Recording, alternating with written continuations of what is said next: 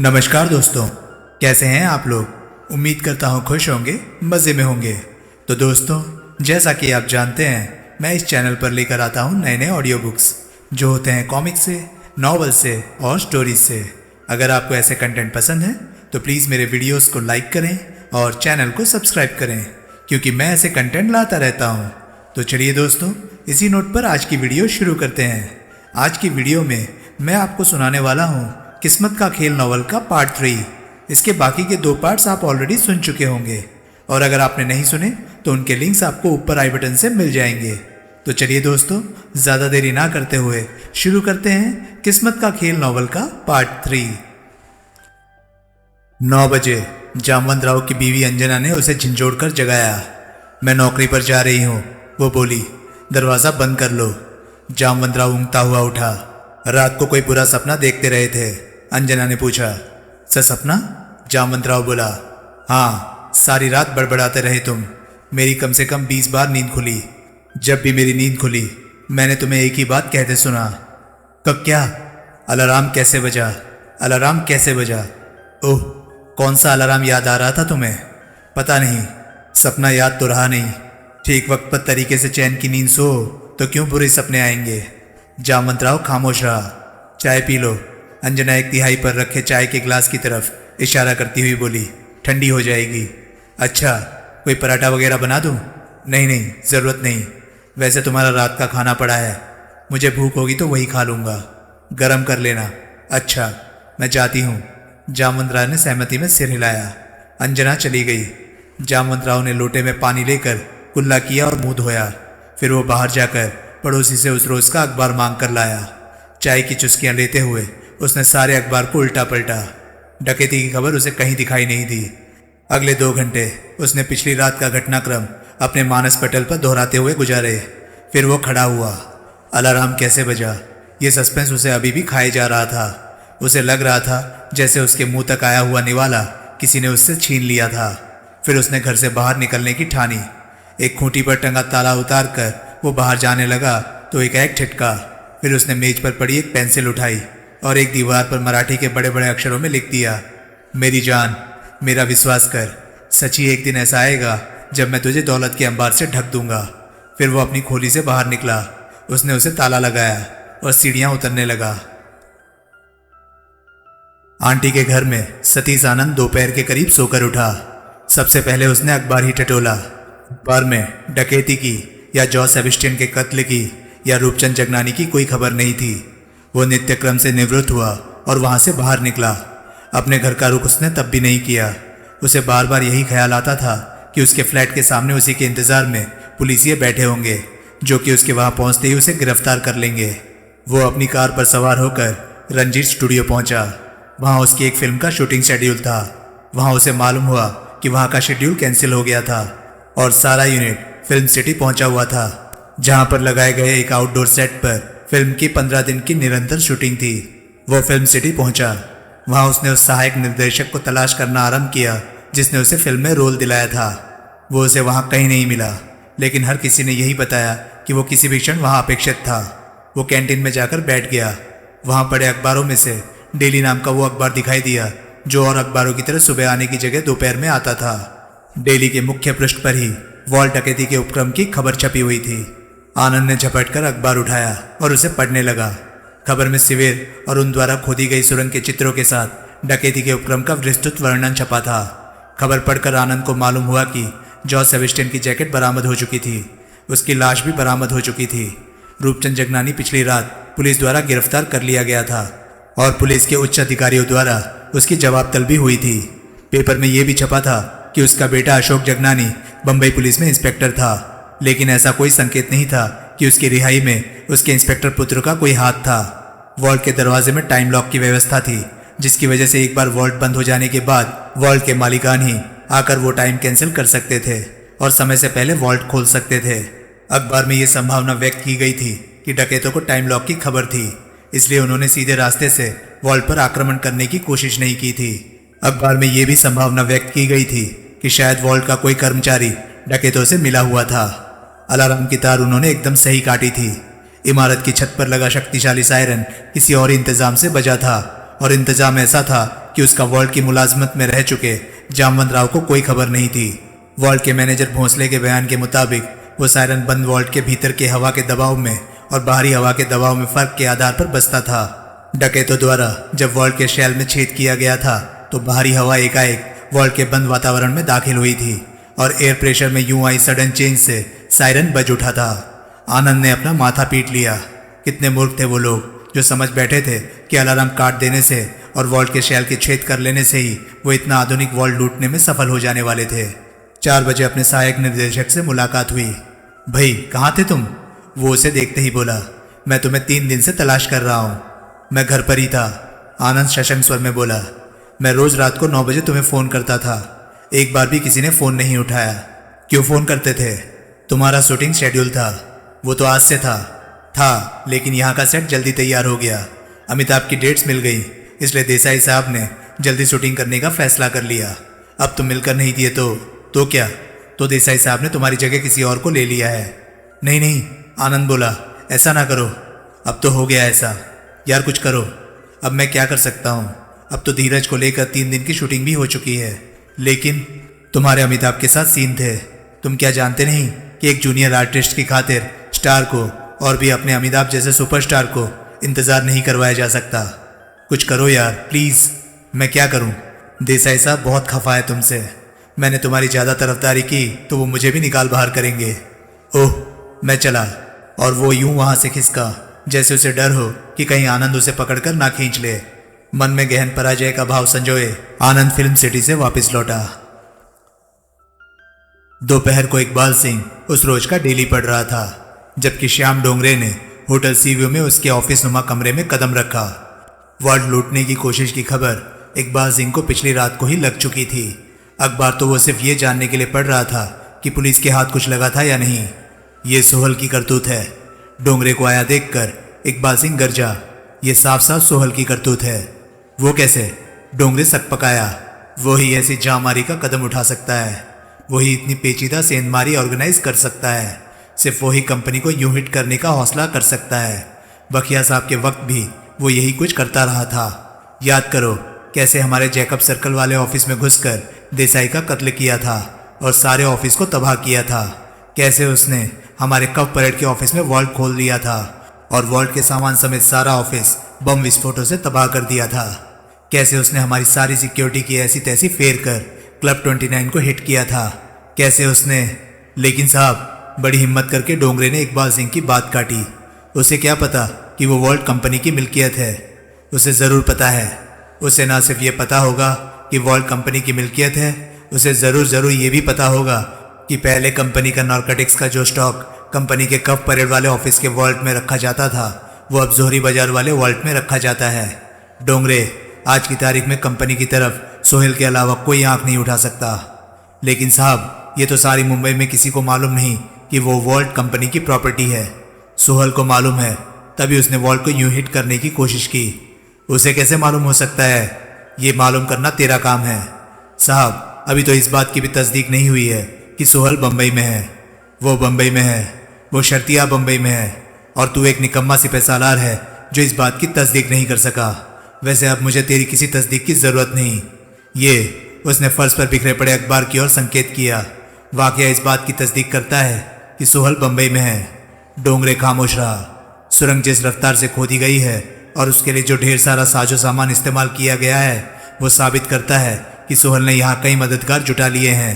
तो और कुछ नहीं कर सकता तो उन मददगारों की ही तलाश करने की कोशिश कर। वो मददगार तुकाराम और वागले नहीं हो सकते हैं तो सिर्फ वो दोनों ही नहीं हो सकते।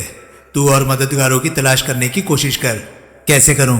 डोंगरे के मुंह से निकला। ये तुझे मैं बताऊं? इकबाल सिंह आंखें निकालकर बोला। मेरा मतलब है इस बाबत आपकी कोई राय हो? आखिर आप मेरे से आला दिमाग रखते हैं। हाँ वो तो है। फिर इकबाल सिंह नर्म पड़ा। देख यूं कर, तूने कहा था तुकाराम के चैम्बूर वाले मकान में लोग उससे मिलने आते हैं, अब कोई नहीं आता क्या? जी हाँ, मैं तो आपसे पूछने लगा था कि क्या अभी भी तुकाराम के मकान की निगरानी जारी रखी जाए? अब वहां कतई कोई नहीं आता? जी हाँ। इकबाल सिंह क्वेश्चन सोचता रहा। वो लड़का जिसकी लाश कल रात जोहरी बाजार में से मिली थी। फिर इकबाल सिंह बोला, वो जिसके ड्राइविंग लाइसेंस की तस्वीर अखबार में छपी है। George Sebastian? हाँ वही, वो शर्तिया सेंधमारी में शामिल था। तू उसकी बैकग्राउंड टटोल और मालूम कर कि वो किन लोगों में उठता बैठता था। फिर उन सब लोगों को चेक कर। ये सोचकर चेक करा कि उनमें से कोई या वो तमाम सेंधमारी में शामिल हो सकते हैं। ठीक? जी हाँ। और सोहल को ढूंढ। सोहल को ढूंढ। वो बम्बई में है और जोहरी बाजार वाली सारी करतूत उसकी है। डोंगरे, किसी तरह मेरे हाथ उसकी गर्दन तक पहुंचा, नहीं तो उसके हाथ मेरी गर्दन पर होंगे। ऐसा नहीं हो सकता। वो बम्बई में होगा भी तो वो आपके करीब भी नहीं फटक सकता। बखिया भी यही समझता था, ज्ञान प्रकाश डोगरा भी यही समझता था, उसके और कितने ओहदेदार भी यही समझते थे। याद कर उनका क्या अंजाम हुआ। उनकी तबाही से ही मैंने ये सबक लिया है कि दुश्मन को कभी कमज़ोर ना समझो और उसका वार बचाने के इंतज़ाम करने की जगह उससे पहले उस पर वार करो। जी हाँ डोंगरे, सोहल को ढूंढ कर ला। मैं तेरी जिंदगी बना दूंगा। मैं तुझे अपने बराबर का दर्जा दूंगा। मैं तुझे बंबई का बादशाह बना दूंगा। मैं ज़रूर ढूंढ कर लाऊंगा और लाकर उसे आपके कदमों में डालूंगा। हाँ, ये जवाब पसंद है मुझे। शुक्र है कि तूने इस बार भी मुंडी नहीं हिलाई या ये नहीं कहा कि तू कोशिश करेगा। मैं तेरा और सोहल की बाबत किसी अच्छी खबर का इंतजार करूंगा। अब जा, वक्त ना ज़ाया कर। डोंगरे उसका अभिवादन करके वहां से विदा हो गया। रूपचंद जगनानी ऑफिस से बाहर निकला और सड़क पर उस दिशा में चलने लगा जिधर बस स्टैंड था। उसने बड़ी मुश्किल से ऑफिस में सारा दिन गुजारा था। किसी काम में उसका कतई मन नहीं लगा था। जॉर्ज सेबेस्टियन की बाबत पुलिस के सवाल अभी उसके जहन में हथौड़ी की तरह बज रहे थे और अभी भी इस ख्याल से ही उसका दिल लरस जाता था कि पिछली रात उसकी कितनी दुर्गति हो सकती थी। बुजुर्गवार क्या भूल भी गए अपने पुराने दोस्तों को? रूपचंद ने चौंक कर सिर उठाया। आनंद की काली फिएट उसके पहलू में उसी की चाल से सरक रही थी। रूपचंद ठिठका। उसके होठों पर एक मशीनी मुस्कुराहट आई। आनंद ने कार रोकी और उसकी तरफ का अगला दरवाजा खोल दिया। रूपचंद हिचकता हुआ कार में सवार हुआ। मैंने तो अखबार पढ़कर जाना, आनंद बोला, कि कल रात आप पकड़ लिए गए थे, लेकिन उन्हें आपको छोड़ देना पड़ा था। रूपचंद ने सहमति में सिर हिलाया। अच्छा हुआ, वरना बहुत मुश्किल हो जाती। उन्होंने ज़्यादा तंग तो नहीं किया आपको? रूपचंद ने इंकार में सिर हिलाया। फिर भी आसानी से तो नहीं छोड़ा होगा? छोड़ना तो उन्होंने मुझे था ही, रूपचंद बोला। देर सवेर उन्हें मानना ही पड़ता था कि मेरी तरह कोई भी वारदात के वक्त वहां हो सकता था। ऊपर से जब उन्हें यह पता लगा कि रूपचंद ठिठका कि आपका बेटा पुलिस इंस्पेक्टर है। आनंद बोला, यही कहने जा रहे थे ना आप? रूपचंद ने उत्तर ना दिया। उसने आनंद की तरफ देखा भी नहीं। आपने कभी हिंट तक नहीं दिया कि आप एक पुलिस इंस्पेक्टर के पिता हैं, आनंद शिकायत भरे स्वर में बोला। अगर मैं ऐसा कुछ कहता तो तुम लोग मुझे अपने ग्रुप में शामिल करते? रूपचंद बोला। शायद नहीं, इसलिए मैं खामोश रहा। लेकिन यह हमारे साथ, खास तौर से मेरे साथ धोखा नहीं कि मेरी वजह से तुम्हारा कोई अहित नहीं हो सकता। मैं गारंटी करता हूँ, मैं अपनी जुबान देता हूँ कि मेरे बेटे के पुलिस इंस्पेक्टर होने की वजह से तुम्हारे पर या तुम्हारे साथियों पर कोई आंच नहीं आएगी। मैं तुम लोगों की बाबत कभी अपना मुंह नहीं खोलूंगा। मेरा यकीन करो बेटा। बजाते खुद मुझे आपका पूरा यकीन है बुजुर्गवार, लेकिन अखबार तो और लोगों ने भी पढ़ा होगा। तुम उन्हें यकीन दिलाना कि मैं उनके खिलाफ जुबान खोलने वाला नहीं। ज़रूरी नहीं कि वो आपका या मेरा यकीन करें। मेरे ख्याल से उनको तो एक ही बात आपकी नेक नियति का यकीन दिला सकती है। क्या? कि आप अभी भी हम लोगों के साथ हैं। लेकिन साथ बनाए रखने के लिए अब क्या बाकी बच गया है? स्कीम तो फेल हो गई और ऊपर से उस बेचारे छोकरे जॉर्ज के साथ इतनी बेरहमी से पेश आया गया। वो ज़रूरी था, आनंद आश्वासनहीन स्वर में बोला। उसकी लापरवाही हम सबको फंसवा सकती थी। अपनी जैकेट और उसमें मौजूद ड्राइविंग लाइसेंस की वजह से पकड़े जाने के बाद वो इस बात से इनकार नहीं कर सकता था कि वो सुरंग खोदने वालों का साथी था। वो एक बात कबूल करता तो उसके बाद वो हर बात कबूल करता ही चला जाता। अपनी जैकेट पीछे छोड़कर उसने खुद अपनी मौत के परवाने पर मोहर लगाई थी। रूपचंद खामोश रहा। फिर उसने बड़े अवसादपूर्ण ढंग से सहमति में गर्दन हिलाई। अब अपनी 40,000 रुपए की उस रकम के बारे में आप क्या करेंगे जिसकी आपको इतनी ज़रूरत थी? पता नहीं क्या करूंगा, लेकिन अगर 25 तारीख तक मैं वो रकम ना जुटा पाया तो? एकाएक रूपचंद के शरीर ने जोर की झुरझुरी ली। तो क्या होगा? आनंद बोला। तो फिर मेरी वैसी ही धुनाई फिर से होगी जैसी से तुमने मुझे छुड़वाया था। फर्क सिर्फ ये होगा कि इस बार मुझे छुड़ाने वाला कोई नहीं होगा। आपका सगा बेटा पुलिस इंस्पेक्टर है। क्या आप उसे? वो आजकल गोवा गया हुआ है, पता नहीं कब लौटेगा। उसके नाम के सदके भी तो आप पुलिस की मदद हासिल कर सकते हैं। जब आप पुलिस को बताएंगे कि आप किसके बेटे हैं तो कोई फायदा नहीं होगा। जो लोग मेरे पीछे पड़े हुए हैं वो पुलिस के खौफ खाने वाले नहीं। फिर भी और फिर जिस मुसीबत में मैं फंसा हुआ हूँ उसका जिक्र मैं अपने बेटे से नहीं कर सकता। वजह है, कोई वजह जो आप मुझे नहीं बताना चाहते? यही समझ लो। आनंद ने आध भाव से उसकी तरफ देखा। बेटा, रूपचंद बड़े दयनीय स्वर में बोला, मैं नाशुक्र आदमी नहीं। मेरी निगाह में इस बात की बहुत कीमत है कि तुमने मेरी जान बचाई। बात कुछ है ही ऐसी कि वो जुबान पर लाने के काबिल नहीं, लेकिन अगर तुम जिद करते हो तो मैं जाने दीजिए बुजुर्गवार, मैं आपकी कोई मदद कर सकता तो मुझे बहुत खुशी होती। वजह मुझे नहीं मालूम, लेकिन यकीन जानिए मुझे मेरे अंदर से ऐसी प्रेरणा होती है कि मैं आपकी मदद करूं। इसलिए कहता हूं कि अगर मेरे पास 40,000 रुपये होते तो मैं उन्हें आपके हवाले कर देने में एक क्षण के लिए भी ना हिचकता। रूपचंद ने बड़े कृतज्ञ भाव से उसकी तरफ देखा। कल रात खामखा हमारी बाजी पिट गई। ऐन वही हुआ जो कहते हैं ना कि किस्मत की खूबी देखिए, टूटी कहाँ कमर, दो चार हाथ जबकि लबे लमाम रह गए। कल उस अनोखे अलाराम ने हमारी ऐसी तैसी ना फेर दी होती तो हम सब मालामाल हो चुके होते। हाँ, रूपचंद आह भरकर बोला। बहरहाल अभी से दिल छोटा ना कीजिए बुजुर्गवार, अभी तो 25 तारीख में 8 दिन बाकी हैं। अब 8 दिनों में कोई करिश्मा थोड़ी हो जाएगा। बाजी तो पिट गई है, शायद मुकम्मल तौर से ना पिटी हो। क्या मतलब? इस काम में हमारा जो कमांडर था उसे सोहल कहते हैं। हमारी बाजी पिटना और उसकी बाजी पिटना एक ही बात नहीं। मैं आज ही रात उससे मिलूंगा, फिर शायद कल ही मैं आपको कोई अच्छी खबर सुनाऊं। अभी किसी अच्छी खबर की गुंजाइश है? उम्मीद तो बरकरार रखिए, आखिर उम्मीद पर दुनिया कायम है ना बुजुर्गवार? रूपचंद फीकी सी हंसी हंसा। अब बोलिए, मैं आपको कहाँ उतारूं? यहीं। रूपचंद अपनी ओर के दरवाजे का हैंडल थामता हुआ बोला। हमारा बहुत नुकसान हो गया, खांडेकर गहन असंतोषपूर्ण स्वर में बड़बड़ाया। आंटी ने सिर उठाकर अपने बेटे की तरफ देखा। अभी तो शुक्र मना, वो बोली कि ट्रक बच गया, लेकिन मेटाडोर वैन पकड़ी गई, खामखा पकड़ी गई, उन लोगों की लापरवाही से पकड़ी गई। तुझे कैसे पता कि वैन पकड़ी गई है? अखबार में तो इस बाबत कुछ नहीं छपा। क्या पता वैन अभी भी वहीं खड़ी हो। नहीं खड़ी, मैं अभी सीधा वहीं से आ रहा हूँ। मैंने आसपास पूछताछ भी की थी, वैन को पुलिस ले गई हुई है। क्या पता ट्रैफिक पुलिस ले गई हो, वहाँ दिन में पार्किंग मना है।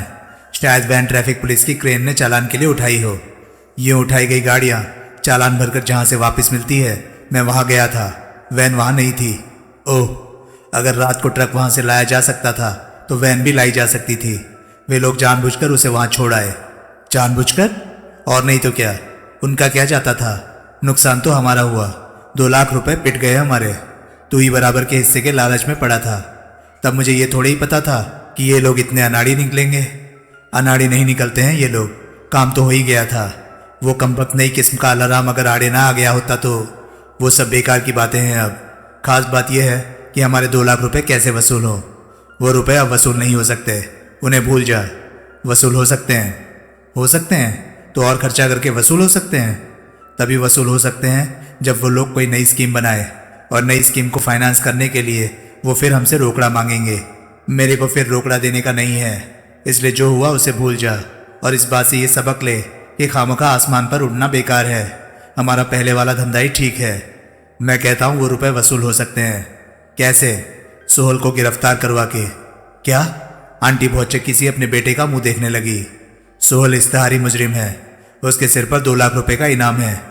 नहीं नहीं, खबरदार, तू ये ख्याल भी अपने दिल से निकाल दे। जानता नहीं वो कितना खतरनाक आदमी है। अरे माई, जब वो गिरफ्तार हो जाएगा तो फिर काय का खतरनाक रह जाएगा। ऐसे खतरनाक इश्तेहारी मुजरिम का गिरफ्तार हो जाना कोई हंसी खेल नहीं। और तू ही अकेला सुरमा नहीं बच गया है उसके सिर पर लगे इनाम को हासिल करने के लिए। अरे जब वो जेल में होगा तो ऐसे लोग जेल में भी राज करते हैं। ऐसे लोगों का जेल से भी बाहरी दुनिया में हुक्म चलता है। तू मेरी इकलौती औलाद है। मैं अब इस बुढ़ौती में अपनी औलाद का मरा मुंह नहीं देखना चाहती। सोहल को गिरफ्तार करवा कर इनाम हासिल करने का ख्याल अपने मन से निकाल दे। विट्ठल राव, कसम है तुझे अपने मरे बाप की। अरे माई, तू खामखा। विट्ठल राव, अगर तूने अपना ये आत्मघाती इरादा न छोड़ा तो मैं बहुत खतरनाक कदम उठाऊंगी। तू खतरनाक कदम उठाएगी? हाँ, मेरे खिलाफ? हाँ हाँ। क्या करेगी तू? मैं सोहल को तेरे इरादों की खबर कर दूंगी। क्या? हाँ, आंटी दृढ़ स्वर में बोली। जानती है तू क्या कह रही है? जानती हूँ, तभी तो कह रही हूँ। ये भी जानती है कि ये सुनकर सोहल मेरी क्या गत बनाएगा। जानती हूँ, लेकिन वो तुझे जो भी सजा देगा वो उस सजा से कम होगी जो तू उसे गिरफ्तार करवा के खुद अपने लिए मुकर्रर करेगा। एक विधवा माई की फरियाद पर वो तुझे मारेगा नहीं, तब तू जिंदा रहेगा बेटा, जिंदा रहेगा। तू तो यूं दीनहीन हो रही है जैसे हम मक्खी मच्छर है और वो सारी दुनिया का बादशाह है, भगवान है। इतना खौफ कैसे खा गई तू उसका? उसका नहीं, उसकी आंखों का। जब वो तेरे पर पहली बार खफा हुआ था तो मुझे उसकी आंखों में ऐसी ज्वाला धधकती दिखाई दी थी कि मुझे लगा था कि वो आदमी तो अकेला निहत था, सारी दुनिया को तबाह करके रख सकता है। खांडेकर हंसा। हंस मत और खुद अपनी जुबान से कह कि तूने सोहल को पकड़वाने का खतरनाक ख्याल छोड़ा। अच्छी बात है, छोड़ा। मेरी कसम खाकर कह, तेरी कसम, छोड़ा। आंटी ने यूं चैन की सांस ली जैसे बहुत बड़ा संकट टल गया था। वो नहीं जानती थी कि उसके बेटे के लिए झूठी कसम खाना मामूली बात थी। चैप्टर 2। रात को आंटी के घर जो मीटिंग हुई उसमें तुकाराम भी शामिल था। तुकाराम एक इजी चेयर पर तकियों के सहारे अधलेटा सा बैठा था। वागले उसके करीब उसकी कुर्सी के हत्थे से टेक लगाए एक स्टूल पर यूं बैठा था जैसे कोई माँ अपने नवजात शिशु के पालने के करीब बैठी हो। विमल पाइप के कश लगाता हुआ शाम के अखबार के पन्ने पलट रहा था। मुबारक अली और उस घड़ी में तरंग में जामवंत राव यूं इकट्ठे बैठे थे जैसे जॉर्ज सेबेस्टियन की जगह जामवंत राव ने ले ली हो। उस रोज आंटी वहां से गैर हाजिर नहीं थी। उस रोज वो भी अपने बेटे के साथ वहां मौजूद थी। सतीश आनंद सबसे आखिर में वहां पहुंचा। वो कमरे में दाखिल हुआ तो विमल ने अखबार पर से सिर उठाया और उसका मुआयना किया। वो उस घड़ी नया सूट पहने था और शेव वगैरह बनाकर कॉस्मेटिक वगैरह पोत कर खूब चमका हुआ लग रहा था। घर हो आए मालूम होते हो, विमल बोला। हाँ, वो भीतर आकर एक खाली कुर्सी पर बैठता हुआ बोला। अब घर जाने में क्या खतरा था? तुम्हारा इशारा रूपचंद जगनानी की रिहाई की तरफ है? हाँ, उसकी रिहाई इस बात का सबूत नहीं कि पुलिस ने उसका पीछा छोड़ दिया है। वो साला एक पुलिस अफसर का बाप निकला। मुबारक अली भुनभुनाया। इतनी अहम बात, जामवंत राव बोला, उसे हमसे छुपाकर नहीं रखनी चाहिए थी। उसका कहना है, आनंद बोला, कि ये बात जानकर आप लोग उसे कभी अपने में शामिल ना करते। उसके चुप रहने से मुबारक अली बोला, ये तो क्या कहते हैं अंग्रेजी में? उसने अपने पहलू में निगाह डाली, लेकिन जहां वो जॉर्ज सेबेस्टियन को देखने का आदी था वहां उसे जामवंत राव दिखाई दिया, जो उसे नहीं बता रहा था कि किस बात को क्या कहते थे अंग्रेजी में।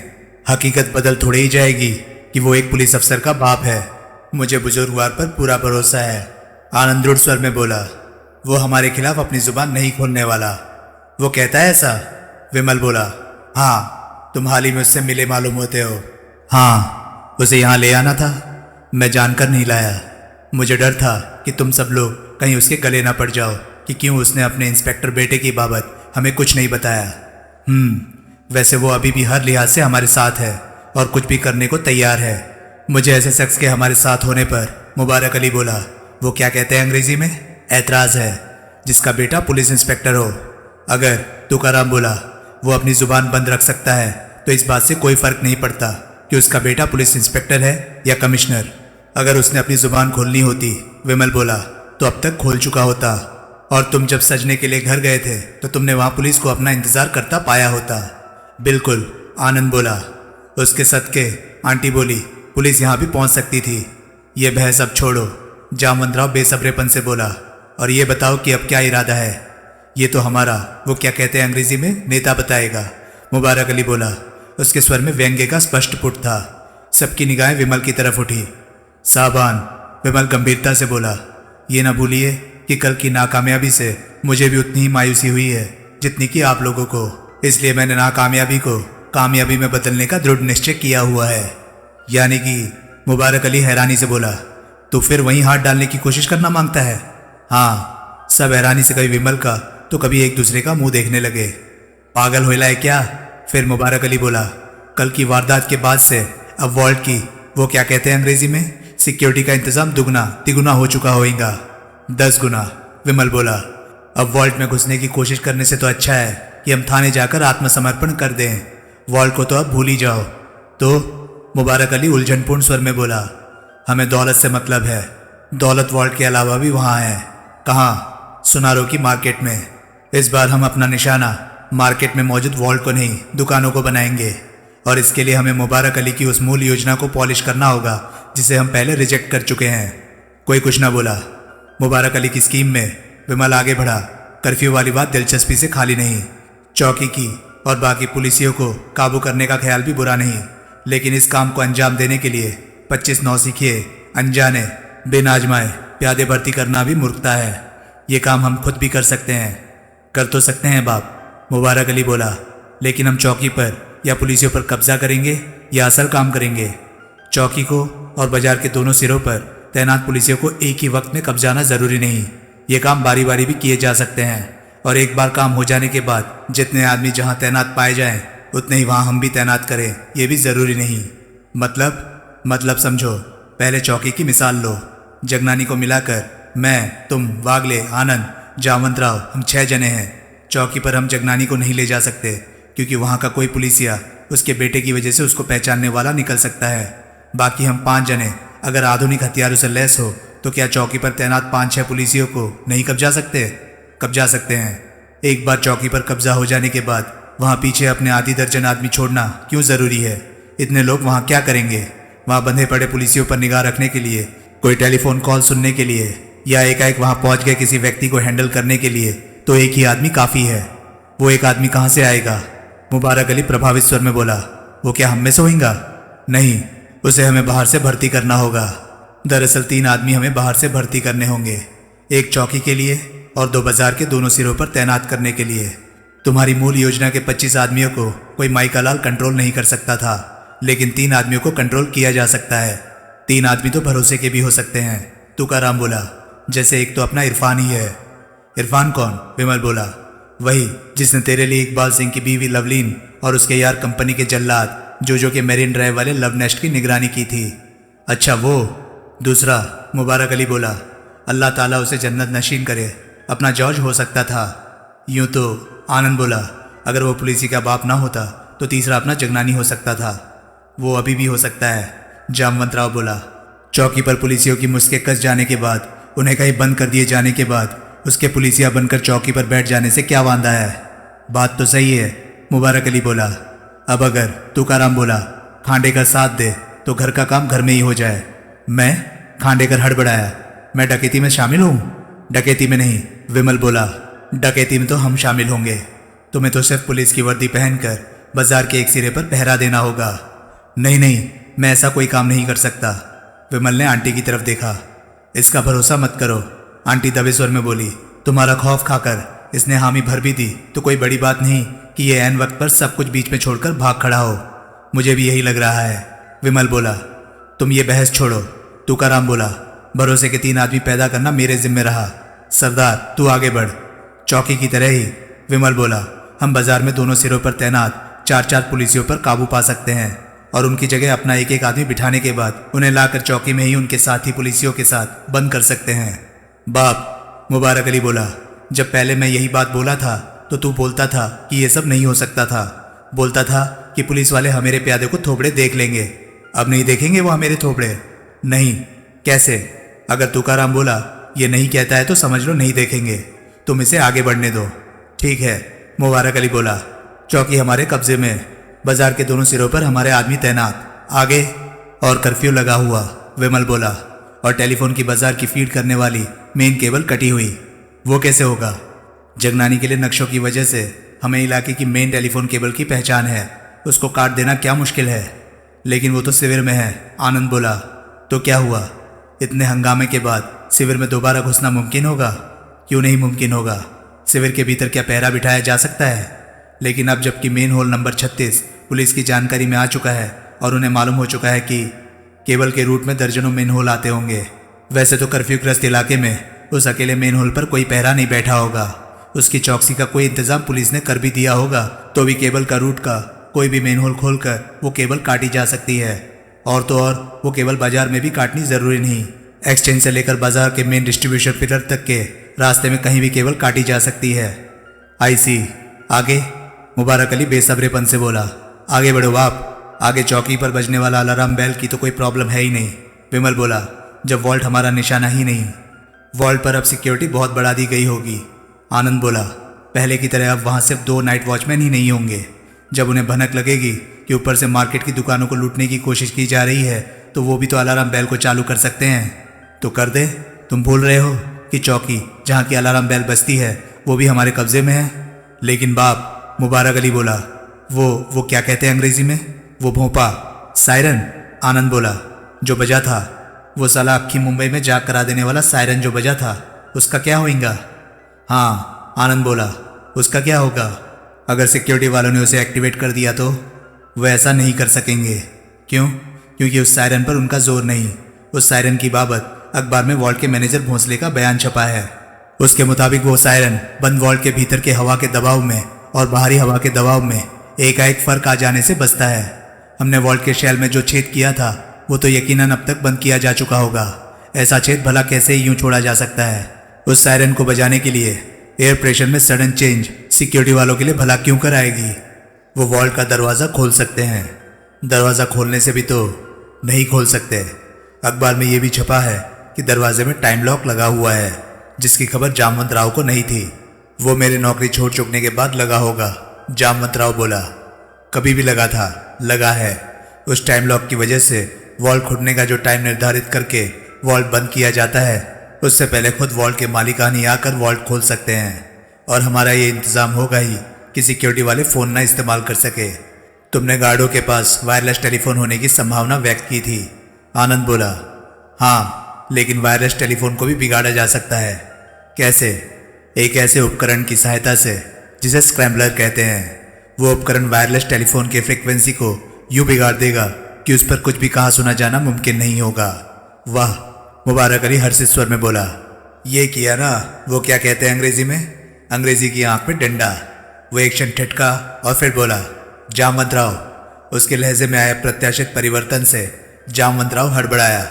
क्या है? वो बोला, साले हलकट, तूने मरवा दिया होता। साले, कर्फ्यू लगवा कर, थाना कब्जा कर, 25 आदमी भर्ती करवा कर भी वो क्या कहते हैं अंग्रेजी में? टाइम लॉक की वजह से वॉल्ट नहीं खुलने का था। बोला ना, वो दबे स्वर में बोला, टाइम लॉक बाद में लगा होगा। बाद में लगा होगा साला। आगे, तुकाराम बोला, आगे। बाजार में जो गलियां हैं, विमल बोला, आपने देखा होगा कि उन सब के दहाने पर लोहे के फाटक लगे हुए हैं, जो कि वहां के दंगाग्रस्त इलाके में रहने वालों ने अपनी सुरक्षा के लिए लगवाए हैं। वे फाटक गली के अंदर की तरफ से बंद होंगे। हम उन्हें बाहर से भी बंद कर देंगे तो किसी भी गली में से कोई बाहर बाजार में कदम नहीं रख सकेगा। इस तरह किसी हद तक ये उम्मीद हो सकती है कि किसी के घर में कोई इमरजेंसी होगी तो भी वो बाजार में कदम नहीं रख सकेगा। कोई अपने फ्लैट के ऊपरले माले की खिड़की में से बाजार में उतर आया तो? क्यों? कर्फ्यू में ऐसी हरकत का मतलब क्या वो समझता नहीं होगा? उसे मालूम नहीं होगा कि ऐसी कोई हरकत करने पर उसे गोली मार दी जा सकती है? बाप, मुबारक अली बेसब्रा हो उठा। सब कुछ काबू में और हम मार्केट के सामने। अब इसे वो क्या कहते हैं अंग्रेजी में? अवेंट पॉइंट। आनंद बोला, से आगे बढ़ो, बल्कि उस इकलौती चौकीदार से भी आगे बढ़ो जो कि मार्केट के बंद शटर के आगे मौजूद होता है। उसको काबू करना मामूली काम है। तुम आगे बढ़ो। आगे पहले नीचे बेसमेंट में वॉल्ट को जाती सीढ़ियों के दहाने पर लगे दरवाजे को हमने बाहर से बंद करना है ताकि सिक्योरिटी स्टाफ बेसमेंट में ही कैद होकर रह जाए। फिर हमने दुकानों से शटर तोड़ने हैं। भीतर मौजूद तिजोरियों को खोलकर माल हथियाना है। शटर तोड़ना अपने बाएं हाथ का काम है। मुबारक अली बोला, मैं 3 मिनट में एक शटर खोलकर दिखा सकता हूँ। शटर या उसका ताला? वागले बोला, शटर बाप, शटर। दंगा कराने के अलावा जो दूसरा काम मेरे को महारत से आता है वो शटर खोलना ही तो है। दंगों में शटर खोल खोल कर अपन बहुत दुकानें लुटवाएला है। मेरे को बस लोहे की एक लंबी नोकीली छड़ की जरूरत होगी। शटर की एक कड़ी खोलना वो क्या कहते हैं अंग्रेजी में? उस्तादी होता है। बाकी तो अपने आप खुलती चली जाती है। लेकिन तिजोरियां? जामवंत राव बोला, तिजोरियां कैसे खुलेंगी? लेजर बीम से। विमल बोला, जो कि हमारे सौभाग्य से अभी भी हमारे पास है। लेजर बीम के आगे हर तिजोरी का लोहा मक्खन की तरह पिघलता चला जाएगा। लेकिन इस बार हमें बीम ऑपरेटर द्वारा पहने जाने वाली स्पेशल हीट प्रूफ पोशाकों का इंतजाम करना होगा और गैस मास्कों का भी तो। आनंद बोला, बीम के इस्तेमाल से बेतहासा धुआं भी तो निकलता है। वो भी। विमल बोला, लेकिन कितने ही दुकानदार तो। जामवंत राव बोला, शाम को अपना तिजोरी का माल वॉल्ट में रख कर जाते हैं। हमने कोई दुकान खोली, तिजोरी खोली और पल्ले कुछ भी ना पड़ा तो हम उसी दुकान का शटर तोड़ेंगे। विमल बोला, जिसकी तिजोरी का माल हमें मालूम होगा कि वॉल्ट में जमा नहीं करवाया गया।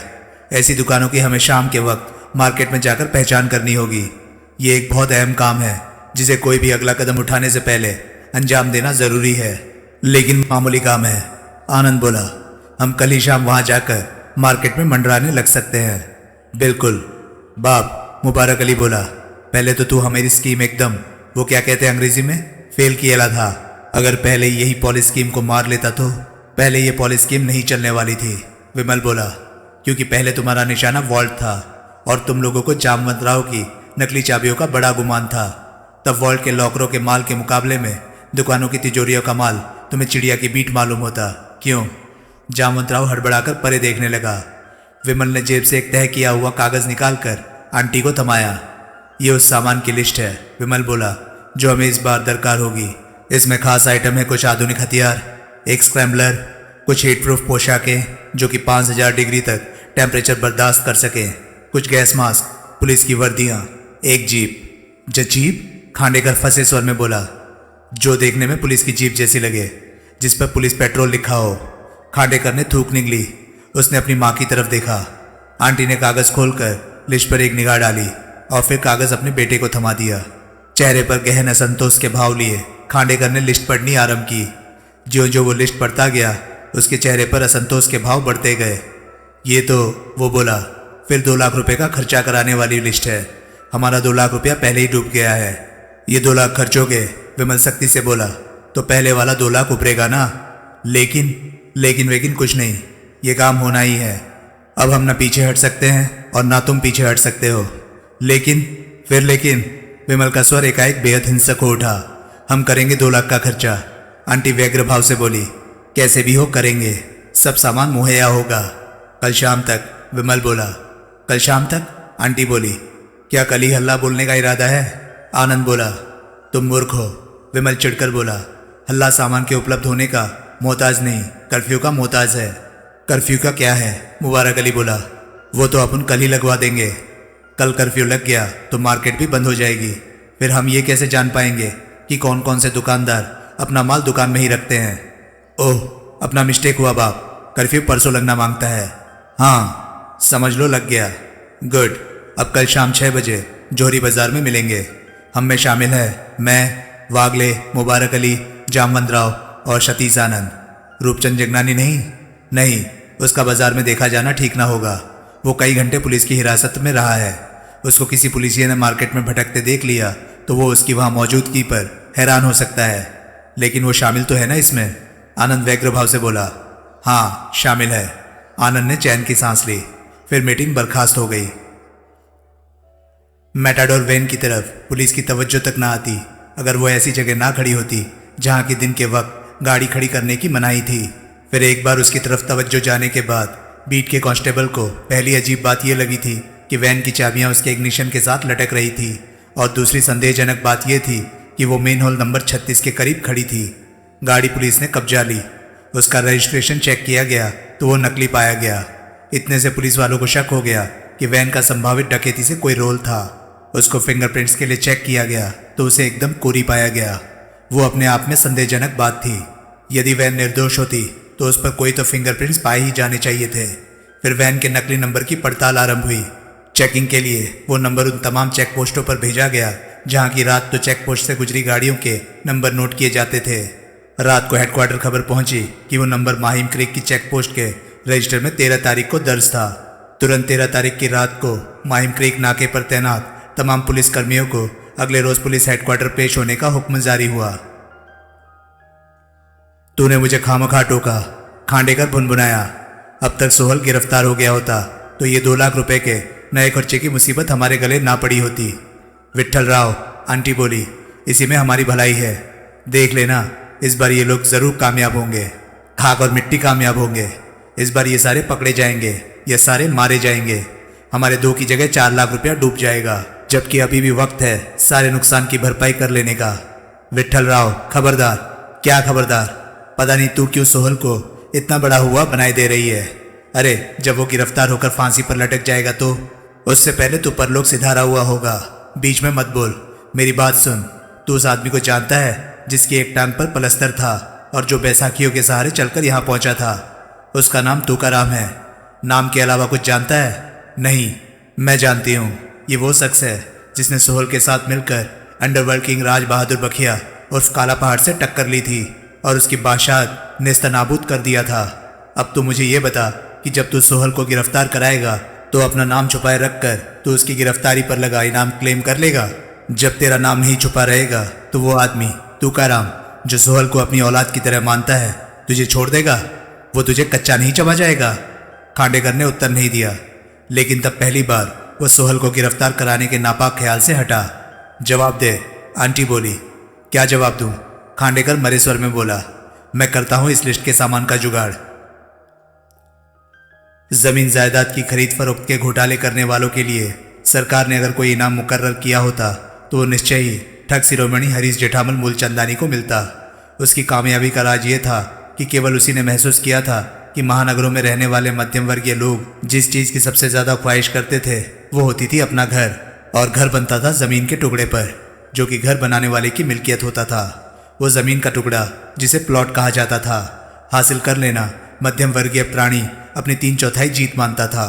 हरीश जेठामल मूलचंदानी ऐसे अपना घर का सपने देखने वाले मध्यम वर्गीय लोगों को नकद व आसान किस्तों पर प्लॉट बेचता था, भरपूर कामयाबी से बेचता था और बोरे भर भर कर नोट कमाता था।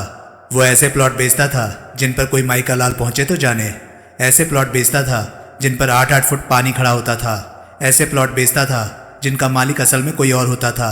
वो ऐसे प्लॉट बेचता था जो सेल्डेट की स्याही सूखने से पहले वापस समुद्र में जा मिलते थे, और वो ऐसे प्लॉट बेचता था जिन्हें वो पहले ही 6-6 बार बेच चुका होता था। उसकी इस नापाक हरकतों में उसका जोड़ीदार था अग्रवाल नाम का एक वकील, जो कि बार काउंसिल से निकला हुआ था, लेकिन धोखाधड़ी और बेईमानी को कवर करने वाले बेशुमार कानूनी नुक्ते जानता था। 3 साल ये सिलसिला चला। उतने अरसे में हरीश जेठामल मूलचंदानी ने करोड़ों रुपए कमाए। फिर उसके खिलाफ पुलिस इंक्वायरी हो गई, धोखाधड़ी और 400 पीसी का केस रजिस्टर हो गया, जिससे अग्रवाल की कोशिशों से, लेकिन बड़ी मुश्किल से, वो जमानत पर छूटा। एक बार जमानत पर छूटते ही उसने अपनी सारी दौलत समेटी और अहमदाबाद से फरार हो गया। 2 साल वो राजनगर में रहा, हर क्षण गिरफ्तारी के भय से त्रस्त रहकर रहा, लेकिन रहा। उस दौरान अग्रवाल गिरफ्तार हुआ। उस पर हरीश जेठामल मूलचंदानी का साथी होने का और उसे जमानत पर रिहा कराकर फरार कराने का मुकदमा चला। उसे 5 साल की सजा हुई, जिसके पहले ही साल में वो जेल में मर गया। उस खबर ने मूलचंदानी को और भी खौफजदा कर दिया। जेल के नाम से उसके प्राण कांपते थे। फिर किसी तरह उड़ती उड़ती खबर उस तक पहुंची कि करीबी सोनपुर में एक डॉक्टर था जो कि प्लास्टिक सर्जरी से इंसानी सूरत ऐसी तब्दील कर देता था कि कोई उसे पहचान नहीं सकता था। वो डॉक्टर स्लेटर की शरण में पहुंचा। 5 लाख रुपए की फीस की एवज में डॉक्टर स्लेटर ने उसे नया चेहरा दिया। मूलचंदानी ने शीशे में अपनी सूरत देखी तो उसकी तबीयत खुश हो गई। अब वो वापस अहमदाबाद लौट सकता था। अहमदाबाद वो जगह थी जिसके आगे उसे दुनिया की हर जगह हैच लगती थी। उसने अपना नाम HJM चंदानी रख लिया और वापस अहमदाबाद पहुंच गया। वहां उसने स्वयं को दुबई से स्वदेश लौटा एक व्यापारी जाहिर किया, जो कि अपनी जिंदगी के आखिरी दिन अपने देश की धरती पर गुजारना चाहता था। नल सरोवर के करीब एक विशाल फार्म हाउस खरीदकर हरीश जेठामल मूलचंदानी नामक ठगराज HJM चंदानी के नाम से वहां स्थापित हो गया। लेकिन वहां अपने नए चेहरे के साथ, अपने नए नाम के साथ, अपनी नई जिंदगी में उसने अभी 4 ही महीने गुजारे थे कि उसे फिक्र सताने लगी। उसके नए चेहरे से कोई वाकिफ था।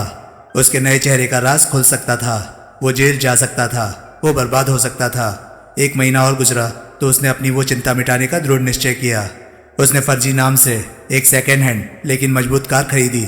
उस पर सोनपुर पहुंचा। वहां उसने चुपचाप डॉक्टर स्लेटर का खून किया और उसी कार पर चुपचाप अहमदाबाद वापस लौट आया। अब वो सुरक्षित था।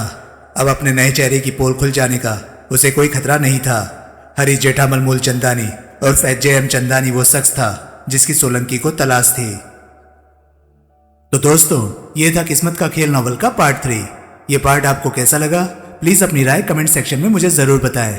और हाँ, अगर आपको मेरे वीडियोस पसंद आ रहे हैं तो प्लीज उन्हें लाइक कीजिए और चैनल को सब्सक्राइब कीजिए, क्योंकि मैं ऐसे कंटेंट लाता रहता हूँ। तो चलिए दोस्तों, मैं अब मिलता हूँ आपसे अगली वीडियो में।